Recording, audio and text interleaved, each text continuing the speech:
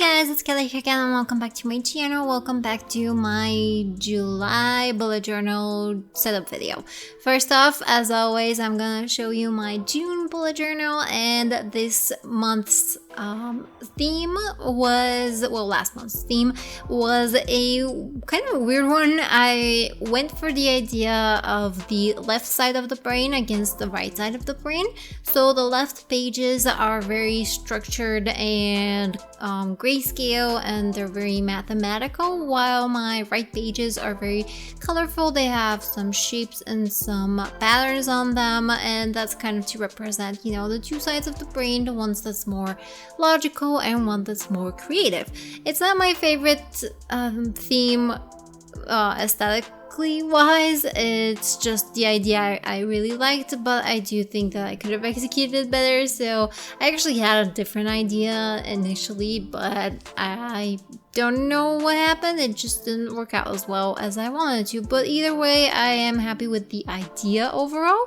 So if somebody gets inspired by it and creates something a lot more pretty, that'd be great. I love to see that. For July, I went with something that it's kind of similar to other things that I've done before.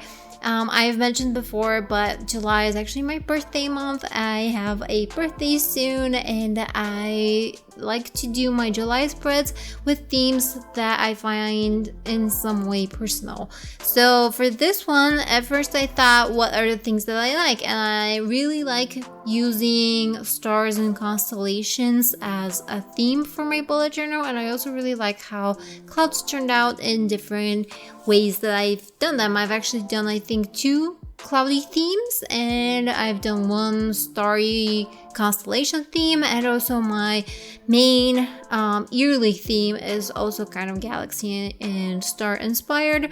So I kind of combined clouds and constellations and stars, and I made it into something that represents the month that I like the most, which is July. So ignore my horrendous handwriting. I don't know. Honestly, I couldn't be bothered. I wanted to do something more pretty, but I guess I just wasn't feeling it that day. But I also tried to do some sparkly stars with a white gel pen and some glitter pens, but they wouldn't take on top of the markers, so I had to struggle a little bit off camera with that. But in the end, I did end up adding some stars here and there, which you will see in the flip through, because I moved the page in a way that catches the light, so you can actually see that they're sparkly. You can actually see them better on camera. You can't see them that well in person, but I still kind of find it pretty, and it adds a little bit to the page. And for this month, I went with a quote that says, "Only in darkness can we glimpse the fullest light that our soul carries for us." And that's from Angie Wayland Crosby.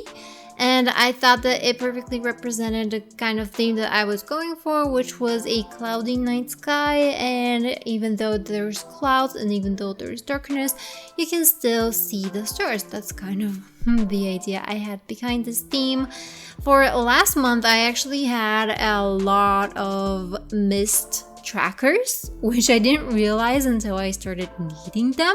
And I missed my to-do list, I missed adding my books and my TV list, and it was just a mess all around, and I was just not happy with the right side of the pages, which was half the month, because it was very hard to keep track of. And even though it looks kind of good, having squiggles and round shapes is very hard to turn into trackers, and I struggled a lot with keeping myself organized. So honestly, if I'm being completely honest, I'm quite happy that the month is over, because I can move on to something a bit more structured.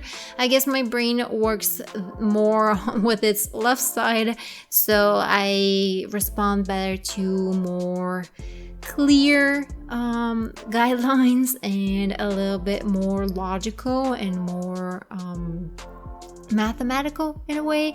So yeah, I'm definitely happy with the way that the trackers for July turned out, because they're very clear, at least for me, and I know that they're going to show me exactly what I want to see, and I am going to have both fun and while filling them up, and they're going to actually do some good for me. And this time I made a whole checklist with all of the things that I want to add in my bullet journal and on my trackers, so I don't miss anything like I do almost like every 1 or 2 months. I have like 1 month where I miss a couple of steps, and I don't know why that happens. I usually always start off with a checklist and I mark them when I figure out this spread, but I don't know what happened there. I guess I just was kind of out of it that day. Another reason why I chose this theme actually is because I have a color log where I log in every month's color for this year, so I don't end up using only blue and or only like 2 colors for the whole year, because I do want to have a bit more variety.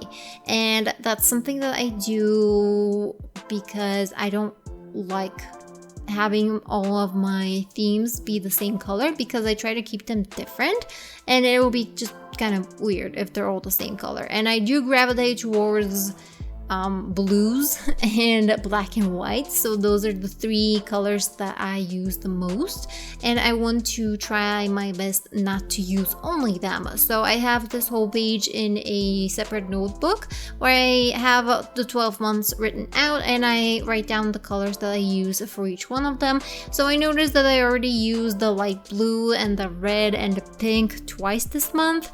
So no, not this month, but twice this year. And this is a color that I hadn't been using so far, which is the navy blue. And it's still blue, but it has a very different tone and setting to it, so I decided to go with this one. I really don't like using purple in my bullet journal, but I know I'm going to have to at some point. And also brown. I don't like using brown either. Those are just the 2 least favorite colors of mine, so I haven't gotten to them yet, but I'm going to have to use them soon, so I best figure out a pretty way to do it, and fast.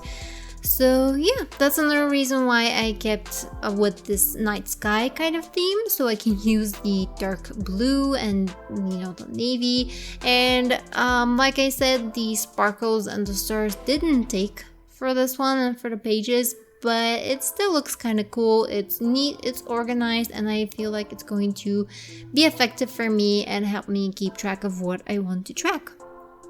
So yeah, I guess that's basically it. I was a little late with editing this video. It was supposed to come out a couple of days ago, but better late than never. It's still the beginning of the month, so we're good.